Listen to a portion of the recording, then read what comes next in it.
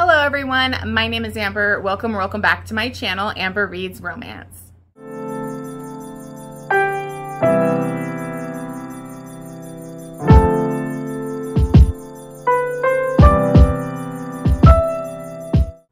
Today I'm going to be doing my mid-month wrap-up for the month of September.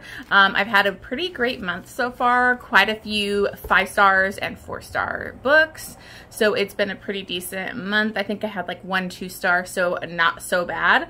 The first half of the month I've read 16 books and quite a few of those were arcs. I got more arcs coming this month too, so it's been pretty busy with the arcs for me at least. Because I'm not as used to doing as many arcs.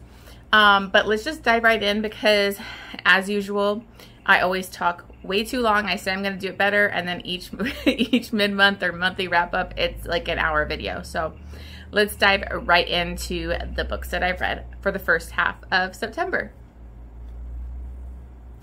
Okay. So the first book that I read was actually a novella. I'm trying to get through Claire Kent's little novella series. I believe it's called like the Hold series. And this is book number 3 in the Hold series. And this is The Fall by Claire Kent. I loved this book or novella. It was so much better because I loved Hold. And then the second book, I was just kind of like so on. It just wasn't really that great to me.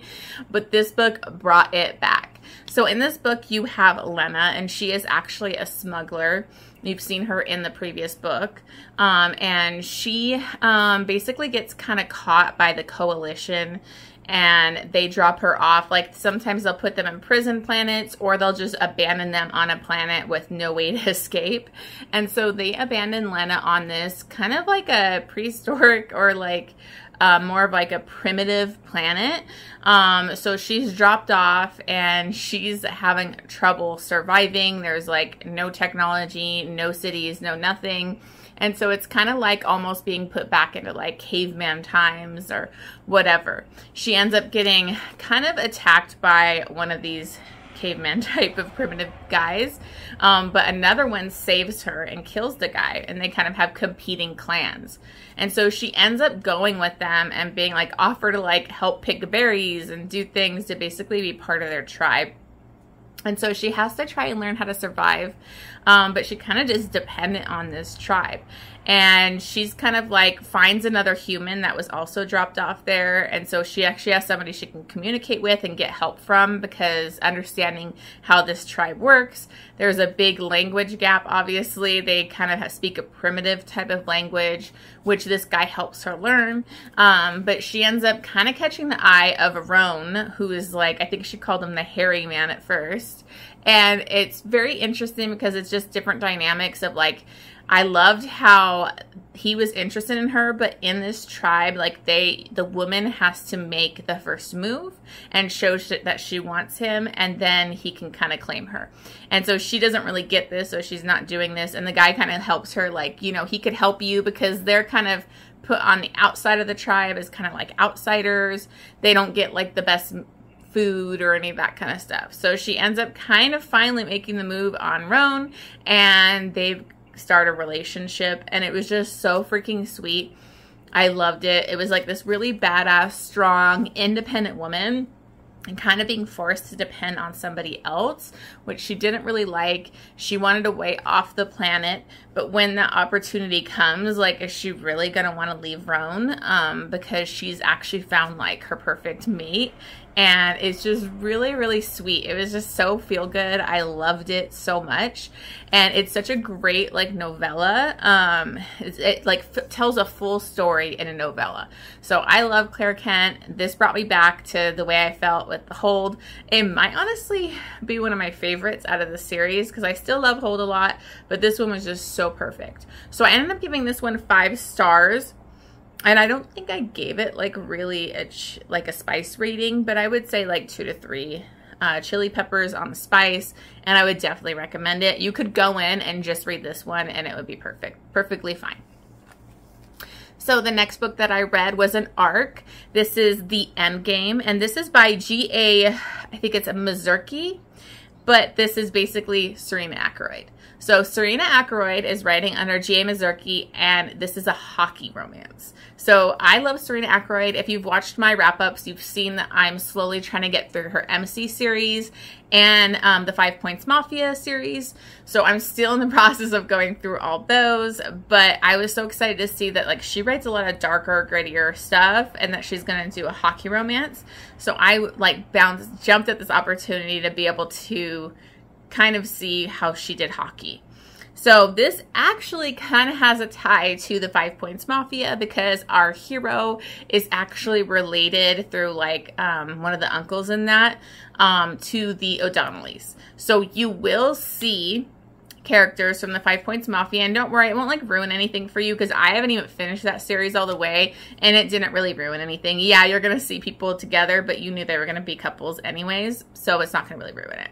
So anyways, this is the first book in this new series that she has. It's called The New York Stars, and this is book number 1, and this follows Liam and Grace. And what I found really interesting is it's a lot of like stuff from Canada, which I'm not really familiar with a lot of the stuff. So, and this one had so much research done on hockey. It's a lot of times hockey romances. It's like it's a hockey romance, but it's barely in it. This is heavily like hockey. Like there's a lot of hockey in here, and I appreciated that. And I think she did a really great job. And so I had never heard of this thing where like there's people that like when they're playing hockey, they go stay with like other families to kind of be able to focus. And these families take in hockey players that are going to go pro or playing for like college and stuff. And they go like kind of sponsor these kids at their house so that they can focus on hockey. And so that's kind of what Grace's family does. She has like 3 brothers that are in the pro hockey. They're in the NHL. They're a hockey obsessed family. And they had these 3 different guys, I think it's 3 or 4, I can't remember, that they took in as kids. So she knew Liam is one of these kids. He ended up like kind of growing up with her. I think since he was like 15, he was there, and he ends up getting into becoming a pro NHL hockey player. He's like an amazing hockey player. But she and him were like close as kids, but she has a lot of issues with her family, and they kind of like treat her as less than and don't listen to her, and they only like care about the brothers. And one of her brothers will make you insane when you read this book. He's a freaking asshole, and her brother is best friends with Liam. So this is kind of like a brother's best friend, a mutual pining book. She really liked him, but like wasn't fully into him. She had to like basically pick up everything and leave their home in Canada and moves out to New York to kind of make a name for herself because she's sick of like, she had friends that used her to get closer to her brothers, and she was always like in their shadow. But she's so intelligent and knows a lot about hockey, but she goes out there to go to school, and like her family just doesn't respect her at all or respect her choices. And so that was like really frustrating. Honestly, there's not a lot of angst in this book. It's mostly the issues with her family. I mean, like her mother pissed me off, like the brothers pissed me off. And what ends up happening is Liam, since he actually was this big hockey star, a couple years ago, he ended up getting kidnapped, and he was being like ransomed out for who he was. And he eventually gets away and everything, but he went through a lot with that. So he has major PTSD. He kind of secludes himself. He doesn't like going out in crowds. So he has a lot of issues with that. Well, he ends up coming to the New York team that is owned by the O'Donnellys. So the O'Donnellys owned it, and they kind of did this almost for Liam because they wanted him to come out to New York because he was very secluded. His father wasn't a good father. He was never part of his life, but he wants to like try and step up now and be there for him. And so he comes out to New York, and that's where Grace is. And so now he's like trying to pursue her because I think like a year ago or something, they were at a wedding together, and she got really drunk and they had sex, but she didn't even remember it. And he remembered everything and thought like, you know, they could have been something, but she didn't even remember it. So they just kind of kept friends.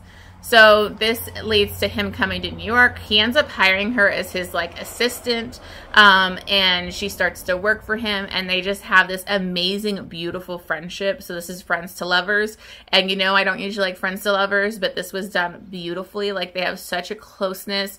He supports her. He like sticks up for her against her fucked up family. And it was just beautiful. Like, I really, really loved this. I mean, it was pretty emotional and beautiful for being a hockey romance. It is a little bit thicker than I was expecting. I think it's like almost 600 pages, which I wasn't expecting, but I honestly couldn't put it down, and I read it really quickly. I gave this 5 stars. And I ended up giving it 4 chilies because, you know, as Serena Akeroyd does, she can bring the spice, and there's lots of good sexy times, and it was just beautiful. So honestly, not too much angst because they have mutual pining. They're into each other. It's just like the family issues are like what kind of leads to problems. But love seeing the O'Donnellys again. Absolutely loved this, and I can't wait for the other books in the series. Okay, so then I read Bound by the Past by Cora Reilly. I'm trying to get through all the Bound by Blood, and I finished the Cora Chronicles, but I forgot to read this one in the Bound by Blood. You'll see a couple Cora Reillys in here. So I was trying to get this finished because I really want to do a Cora Reilly Mafia Rec video. But this is Bound by Blood number 7. This is going back to the couple from the second book, which is Dante and Valentina. Honestly, I think I kind of forgot about this because I wasn't ever really like the biggest Dante fan. I thought he was kind of a cold asshole, and he's meant to be that way in his book. But I really actually enjoyed this because you revisit this couple, and a lot of the stuff that happened in that book, it's retold kind of from his perspective, but it's not just that book repeated. We're also going to revisit a lot of things that happen throughout the series and the Cora Chronicles. So I really did enjoy that, to kind of see things from Dante and Valentina's perspective of everything that goes down with Luca. You get to see where like Arya had like come to like help her brother, and when like Dante did those pictures with her to like piss off Luca, all these like little things that are happening. But the best part, honestly, was seeing Remo Falcone's like the consequences of what he did when he kidnapped, you know, his woman Serafina, who, you know, was part of the outfit, and seeing what that did to Dante and his family and everything like that. I really enjoyed it. I mean, I know it's messed up because I'm always going to be a Remo and Nino Falcone girl, so I'm not really on like Dante's side of things, but I got seeing everything that he went through from what happened with Remo.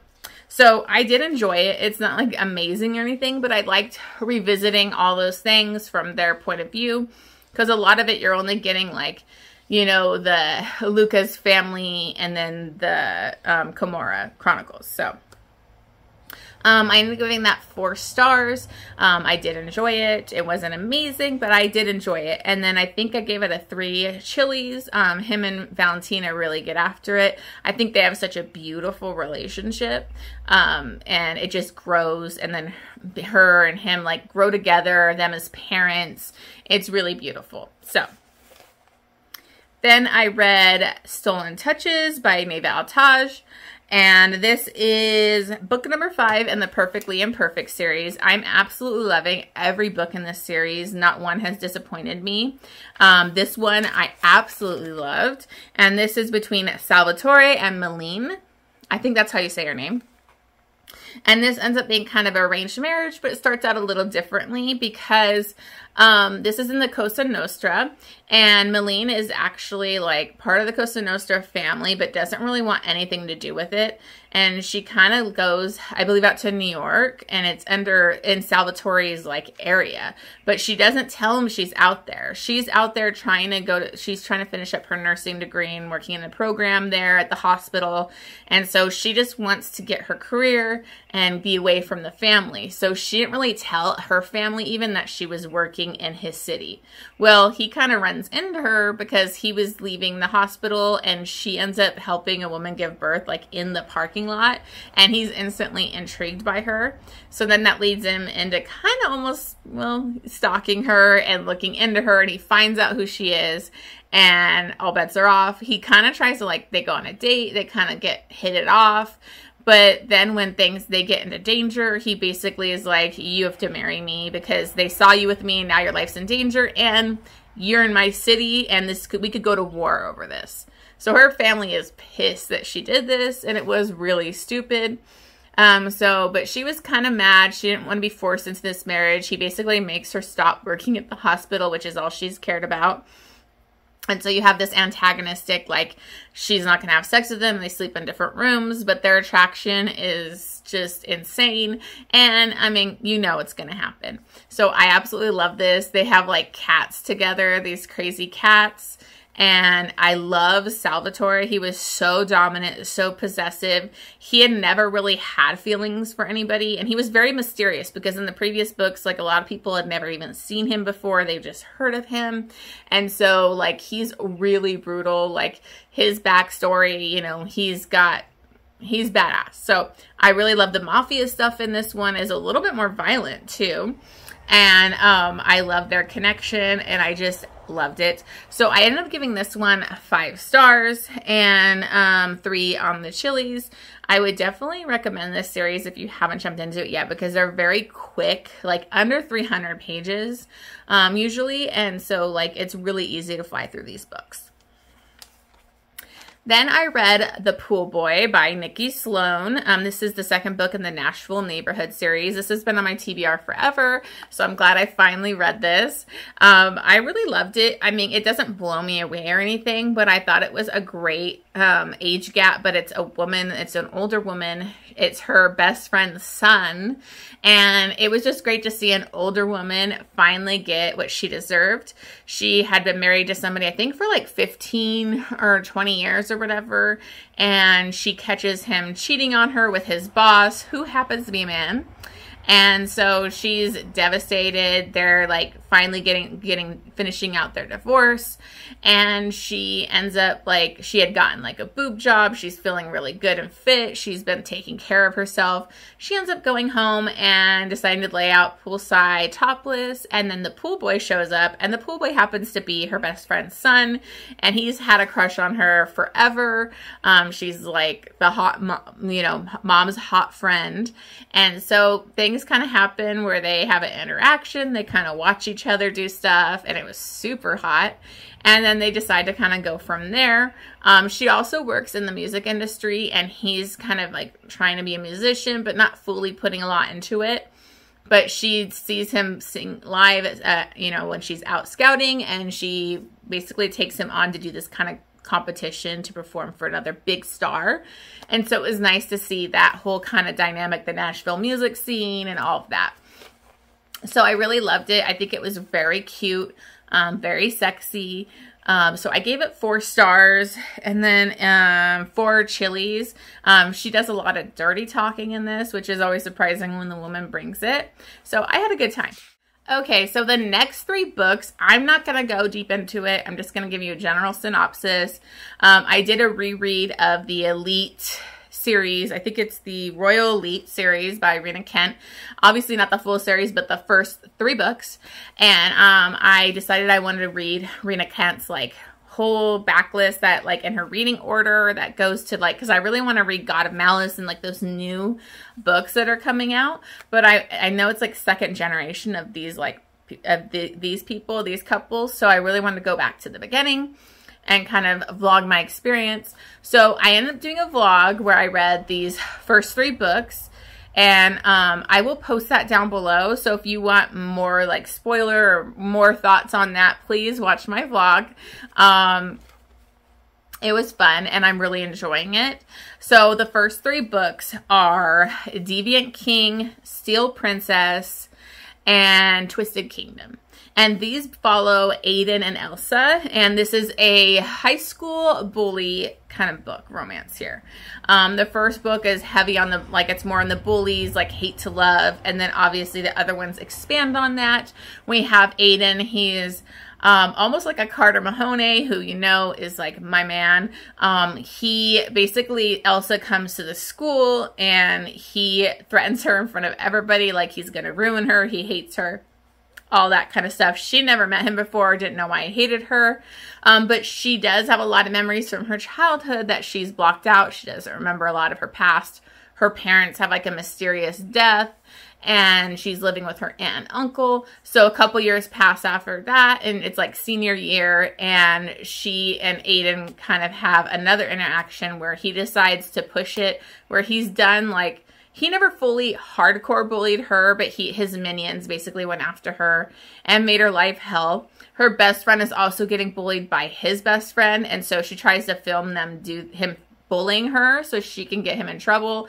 Aiden catches her, and then we have some dubcon happening, and him deciding, you know what, I'm done, you're mine, and you're gonna be mine.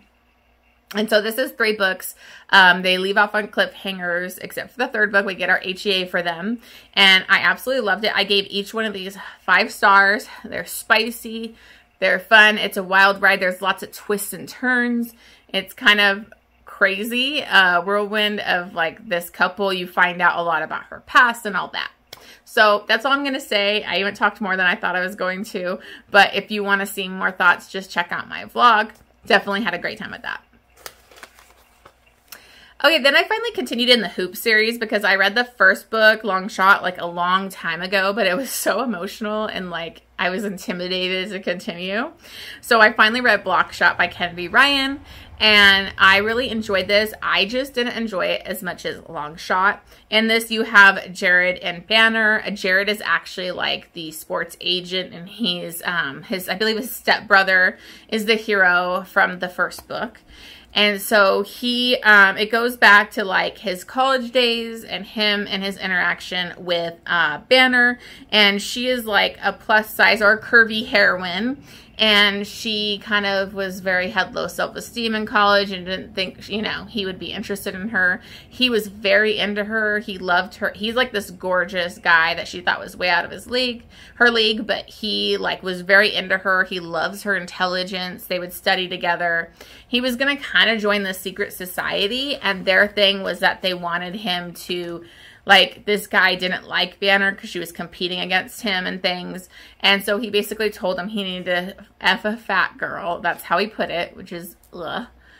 And he said he needed to have sex with Banner. And he basically said, fuck you, I'm not doing it, and doesn't do it. But when him and Banner actually hook up, they get discovered, and she thinks that he was only doing it for this bet, for this whatever. And so she cuts ties with him. She works also in the sports agent kind of world, and they just don't really deal with each other.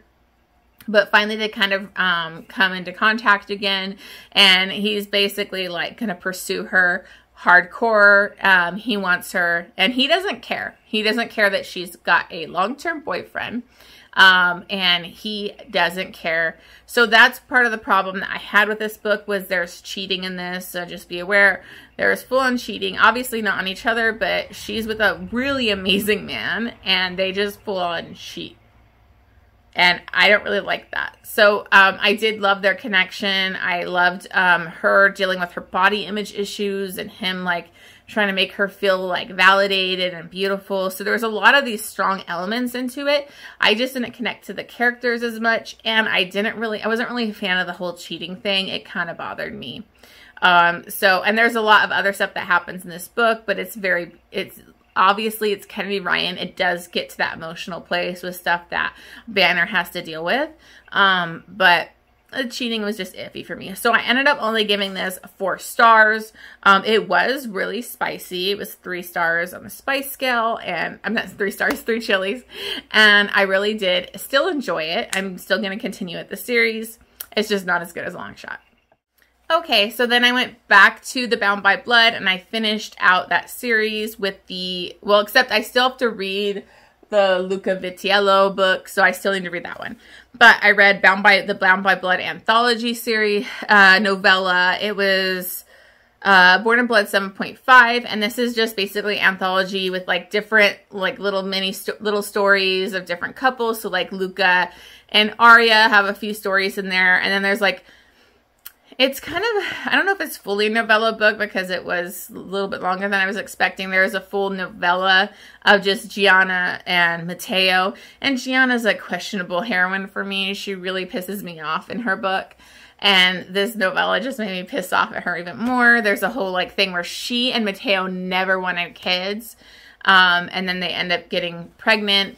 And they're just going to give it to Luca and Arya because she doesn't want to have a baby and blah, blah, blah. And I just didn't like it. A lot of the stories in this were all like around pregnancy and birth. And it just felt like a pregnancy book. Like, I just didn't think these stories were needed. I didn't like the Gianna and Matteo novella thing. The only good short story in here was of Grau. Like, I love him. I loved his character. I think his story is so beautiful. And he's got this love for his, like, dogs and him and having kids with his woman. And it's just so beautiful from where he came from when he was working in the, you know, for the Cora. And he was just, you know, in a bad place there. So that was the only one I liked. But it was brutal just trying to force myself to read through this book. So I ended up giving this one 2 stars. And I definitely would say, don't bother. Like, don't bother with it. It's just a waste of time. And then I read Jagger Cole's new release. I got an ARC for Stolen Hearts, and I was highly anticipating this one. As you've seen in my previous month's wrap-up, I've been really into Jagger Cole. I'm absolutely loving this series. He's a new to me author that I just love. And this one is book number 5 in the Dark Heart series. And I've been highly anticipating it because it's been building up to Castle and Calea's romance from like the other books. So Castle was actually the bodyguard to a couple of the Irish heroines in the previous books. But he's actually moved up to being like second in command of the Irish mafia. And he, you know, he's been through a lot. He was an Army Ranger and has a lot of like PTSD and guilt issues about losing all of his men out there. And there's just the other things that he's been through. So there's a lot going on with Castle. Then you have Calea, and she's part of the Greek mafia. She's actually set in this arranged marriage that was like this blood contract that her father did with the Italian mafia. And she's being forced into this marriage when she turns 21 to this like 3 times older than her man that's disgusting and, you know, pretty deviant. And she doesn't want it. Ares, her brother, who is the hero from the first book, he's been trying to get out of this, but he hasn't been able to. Well, she's been pining, and I mean pining, for Castle for this whole series. And she basically makes a move. And it's in the most embarrassing fashion. I mean, she full-on like drops her robe in front of him and tries to kiss him. And he basically rebukes her and denies her. And this was made the first half of this book like really hard for me, was the amount of times Calea like is desperate and like kind of throwing herself at him, and he just totally denies her. And it's like, I don't know how many times I can watch this guy reject her like super cruelly, but it made me kind of have less, like, I was annoyed with her. Like, I was like, stop being so desperate. But that's me. I have a hard time with like an overly pining heroine, and it's like unrequited kind of thing. Like, I like the mutual pining. So what ends up happening is there's an incident that happens with the future husband, and in order to get out of it, they're trying to look at that contract to get out of it because his son is basically going to take it over and wants to take over the marriage and marry her. But there's a stipulation in the contract that she can choose another man, but they have to be married for a year and all this kind of stuff. Well, they were thinking, oh, just have her marry some random friend, but there's stuff in her name and tied with all their assets for the Irish mafia and the Greek mafia. So they do not want her marrying some guy that could, you know, get his hands on this. So Castle basically has to step up, and they're going to have a marriage of convenience and just kind of be married for a year. He tells her 1,000,000 times that this is a marriage in name only. He doesn't want to kiss. He doesn't want to touch. He doesn't want anything like that. But they are in this forced proximity. Danger happens. Their lives are put in danger, and, you know, things start to progress with them. I really struggle with the first half of this book, as I said, but it picks up at the second half. And, you know, you finally get past Castle trying to deny this, and it is hot. So I really enjoyed, and I think the reason I still gave this, I gave it 4.5 stars. It wasn't a 5-star for me. It honestly could have been below, like a 4 or below if the last half didn't get better. And the mafia story is still going on. It's still strong. It builds on each character. And so I think that actually made it like good. The third act has intense action, you know, it picks up with these twists that, you know, one of them I saw coming, but another I didn't. And I just really love the way he ends his books. Like, it's very intense. And Deimos is her other brother that I think he lived in London, and he's like really scary and intimidating. And I'm thinking his book might be next, because him in this book was like really intriguing, and I really want his book.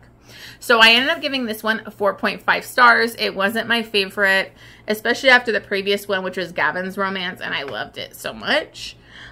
So I gave it 4.5 for chilies, because as always, Jagger brings the spice, and it was hot. Then I read a quick little novella. I read Your Dad Will Do by Katee Robert. I'm sure you've seen this a million places. I have never read it. So I actually listened to this on audiobook. Maybe it wasn't the best idea to listen to this at work, because this definitely is not safe for work, okay? NSFW. This is basically a ex-boyfriend's dad. It's a novella. This is literally her A Touch of Taboo series. I mean, I didn't go in with a lot of expectations. I mean, Katee Robert has kind of fell off for me. A lot of her like full novels are just smut, every chapter sex, but that's what you expect with this. So I wasn't mad at it. It's with her other books that I'm like, can we have some plot and some like build up of a relationship before banging every chapter? But in this is a novella. It's meant to be smut. I mean, you jump in first chapter, she's already there. She's already pursuing him. They're already effing. And it's just chapter and chapters of hot, spicy time. It's a fun novella, a quick little read, and it was fun. So I ended up giving this one 4 stars. It is 5 chilies. It is super spicy. I mean, anything that you think could happen, it's going to happen in this book.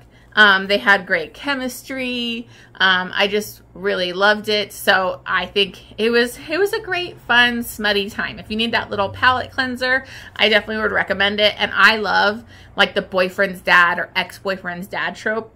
I just love it. I don't know why. Then I read Rival by Penelope Douglas. This is a book number 2, I think 2. Yeah, I think it is 2, because the other book was kind of, I think, a 1.5 maybe, because it was from Jared's perspective of the bully romance. But this is book number 2 in the Falling Away series. And this is between Maddox and Fallon. Maddox was Jared's best friend in Bully. He was kind of an ass in that book, but also he has like more to him than meets the eye, that he kind of like, he wins you over in that book, I think. And this is a stepbrother, second chance kind of romance. So Fallon and Maddox are stepbrother, stepsister. They kind of have a hate to love situation. Previously, they were kind of like hate to love, give each other shit during the day, and then they would kind of like, he would sneak into her room at night and they would have sex and have good times. Well, she like went away a couple years ago and just like disappeared, never said anything. And now she's back. And she may be back for revenge purposes for certain reasons. But so now he's like, he's angry. He feels like she just left him, but he doesn't know the full story. And it's pretty bad what happened to Fallon. So I think this was cute. It wasn't amazing, but I liked Maddox. I'm really intrigued by Jared's brother, because he has some like ruthless behavior, like almost psychotic tendencies with what he does at the end of this book to like F somebody over that's trying to fuck with them. He like goes for the jugular and doesn't give an F, and I'm really interested to see how his book is. So I'm more intrigued by that. But this was a cute, like, stepbrothers, you know, stepsister romance. Once they decide to get together, it's pretty instant, like, hotness. So I did enjoy it. I gave this 4 stars. And I don't know if I gave it, I think I forgot to rate the chilies, but I would say like 3 chilies maybe. But it was decent. It wasn't amazing or anything. Okay, so now comes on to my most anticipated release for September, and I will link my previous vlogs down below for Webster's Wild series. So I have a vlog for Wild and Free, and then I have a vlog for the Untamed. This is the 4th book in the Wild series, and this is the Unruly. And this continues right where the Untamed left off. The Untamed is actually around, again, this is Webster's Taboo series, so if you're not into Taboo, you won't want this. But this is, the Wild was a father-daughter romance, and this is their kids. So it's an MMF. We have 3 kids that are kind of siblings that are kind of feeling certain ways about each other. In the Untamed, not a lot happens. It's not too taboo. It's kind of setting up the family, some maybe kissing and touching, but not fully over the top craziness yet. But it ends off in a very crazy cliffhanger that it's a dire situation. Things are bad. Our family's in danger and in chaos. And so I was dying at the end of that book. And so I'm so excited Webster released this like right away. So this picks up right where I left off. I don't want to ruin anything. So I'll just say that the family's in crisis. This romance is between Ryder, Ronan, and Reagan. And Ryder is left at their ranch, their homestead, and where things are in chaos. And Ronan and Reagan and some of the younger siblings are taken captive by this group. And so they're on a trek across the Alaskan wilderness. And Ryder has to try and catch them and save his siblings. So let me just say right off the bat, this book is way darker than I was expecting. Way darker than the Untamed. So check your triggers, and I will bring them up at the end. But there are a lot of triggers in this. It left me on the edge of my seat. I read this in like almost one sitting, the same day I read it. I couldn't put it down. I couldn't stop thinking about it. It was intense, but it has dark subject matter. And then the last half of the book, you kind of start to work on like their inner relationships and figuring out the more taboo aspects of these siblings falling for each other, because it is an MMF. And so it is spicy. Let me tell you, once it gets to that stuff, it gets hot, but it's hard to read the beginning. So just be prepared. So I absolutely love this. Webster is able to make you like, she sucks you in, and she makes you root for these siblings to be together, and you feel like they belong together. And it's weird that she can do that, but she does. And I absolutely loved it. She is going to be continuing this series with like other siblings, like their own storylines. So I'm hoping the next one will be Rowdy, which is the older brother. And you learn more about what happened to him. It's just amazing. So I ended up giving this 5 stars, and it was 4 chilies. And I just want to warn you, it is dark.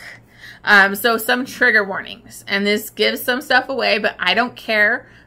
You need to be aware when you go into this book. There is sexual assault and rape on page, like detailed on page. Physical violence, there's forced marriage, like a forced wife kind of thing going on. We have PTSD, trauma, extreme violence. We have murder, and then a death of a baby. So just be aware, it hits you. I got pretty emotional in a couple parts of this book. It's just fucking brutal. It's brutal. But it was still a 5-star amazing read to me. I love Webster. Okay, sorry about that. If my camera angle is totally off or different, I apologize, but it died. So here we go. I only have a couple books that I need to do here. So the next book that I read was The Reigning and the Rule, and this is book number 2 in Calea Reid's Surviving Time series. I know Bestie Book Reviews love this series, so I really wanted to give it a shot. This is a time-traveling romance. The first book I really loved. I think I gave it like 5 stars. This second book kind of fell off a little bit for me, but it was mostly because I felt like it dragged on a little bit and I was irritated with the heroine. So I still really enjoyed it though, because I love Etienne and Serene's romance. They're really like a true fated mate, soulmates kind of thing. And so I did really still enjoy the story. What we have is a time traveling thing. In the first book, Serene went back to like the 1912 time, and she, you know, fell for Etienne and all this stuff. At the end of that book, she did end up killing somebody that was kind of like in her family line and changed history. Was able to save them and all that kind of stuff, but it messed up like her family. Like her family's totally different. The future is like her timeline is completely changed. So she's kind of trying to find her way back to Etienne. Now she finally does get back to him, but in his time it has been 2 years. So it hasn't been really any time for her, but maybe like a month or 2, I think. I can't remember, but for him it's been 2 years, and now he is engaged. And so he is engaged because his brother kind of talked him into moving on, because he was just waiting for Serene to come back. And there was really no telling if she would ever even come back in time. So, you know, he needed to get married, you know, he needs to have kids, carry on his line and all that kind of stuff. So he ends up getting engaged. He's not in love with her. It's just kind of an arrangement kind of thing. But Serena comes back and is pissed off and totally does not understand his reasons, and is kind of a total fucking bitch and a beating over it. And so I really didn't like that. I thought she should be a little bit more understanding, considering she literally bounces back and forth between times, and who knows if she'll ever come back. So that really irritated me for quite a bit of this book, because she like pushes him away for like the first half of this book, and I was irritated, and it just went on and on and on. So the next half of the book got better. Etienne and Serene, they are like true soulmates and beautiful together. Serene was just being a little bitch, and so that kind of irritated me. And then it kind of dragged on. And we still have a third book. So it did end like on a kind of happily, for now, happily ever after, I don't know, kind of thing, because it does leave off with a cliffhanger that they may need to go back and change things again, or try to help his brother who had a cliffhanger thing. And I love his brother. I love his sister. So the side characters are really interesting in this. I didn't really care as much about this plot line that they're trying to save her like great-great-grandmother or whatever. Like I was kind of like whatever about it. So I was kind of a little bit disconnected to this one, as I was the first one. So I did end up giving it 4 stars and then 3 on the chilies for the spice scale. So I still did really enjoy it, because I do love their romance. You know, I just didn't know if we need this to be 3 books. So we'll see though once I read the 3rd book. Okay, and the last book that I read was Juliette Cross's new release. I think it's coming out the 21st, but I might be wrong on that, because I have quite a few books coming out in the 21st arcs. So this is actually her new release, Peaches and Dreams, and this is book number 4 in the Green Valley Heroes series. This is, honestly, I haven't read any of the previous books in the series. I went into this not knowing any of those, and I think you can definitely do that. It stands as a standalone, but they're best friends. The hero and the heroine in this are best friends with a previous couple, so they're kind of running the same circles and everything, and they've kind of known each other since like high school. They've known each other their whole lives, but they've never really been into each other that much, like that way, because this is an opposites attract. So we have Wade and Millie, and Wade is this grumpy single dad. You know, he is very strict, lives his life by the rules, and, you know, is very regimented in the way he does things, and he's very serious. And Millie is like this wild, kind of spontaneous, free spirit. She has like 0 filter and says whatever she's thinking, which I love about her. I just loved her character. She was so fun. And Wade was just so swoon-worthy, even though he comes off as a grump. There's just such a sweetness and possessiveness to him that I just love. And so in this, we have Marley and Wade. They are kind of in the same group, friend group, but they kind of have this start to grow a little bit closer because Marley is trying to win this moonshine competition. She's creating her own moonshine and she wants to open her own distillery. She actually works for like a bigger distillery right now, but she wants to open her own. So she's really trying to perfect a recipe and make the perfect moonshine to win this competition, so it'll put her on the map. She finds out that Wade actually, his grandpa was very serious about moonshine, and she asks for his help to kind of like talk to his grandpa and get some advice. And she meets him, and I love the grandpa. Like, all these side characters are just so adorable, and they bring so much life to the story. And he kind of helps her, but when this happens, Wade kind of steps up and offers to help her, like, go to his grandpa's cabin. He kind of cleans it out, makes sure it's safe, clears out the road with her. So, because it's way up in the mountains and it's kind of like secluded. And so he's making sure everything's safe. And he kind of helps her weld together this new equipment she got. So he's been like super helpful, which is kind of shocking to her because they've never really connected. They are very opposites. And while they're like kind of hanging out and he's helping her, she's getting closer to his son. His son is so adorable. He's like this extremely intelligent, talented young boy that Wade is just so concerned that he's not up to task or being the best father, like that his intelligence is like beyond what he can do. And it was just sweet. Wade is just such a serious, beautiful, like loving father, and it's just beautiful. So they definitely have an attraction building, and Millie's gonna go for it. He does go for it, and it's hot. So that's the thing I love about Juliette Cross, is this has those small town feels. She's able to bring like the comedic, funny, quirky, small town, but she also brings the spice, and like you feel their connection and chemistry, and I just love all the side characters. So I definitely do, I think, want to go back to read their friends romance, because I think that they had been pining for each other for like years and stuff. So I absolutely loved this. I loved their dynamic. They have some dirty talk going on both sides. It was just really beautiful. There's a suspenseful thing that happens near the end. There's no like third act breakup or anything like that, which I freaking love. And so I absolutely love this. I gave this 5 stars, and I gave it 3 on the spice scale. Definitely spicy, sweet, good feels. So I'm absolutely loving this. I love Juliette Cross. I've become like a big fan of hers now. So it was so sweet. So those are the books that I read for the first half of September.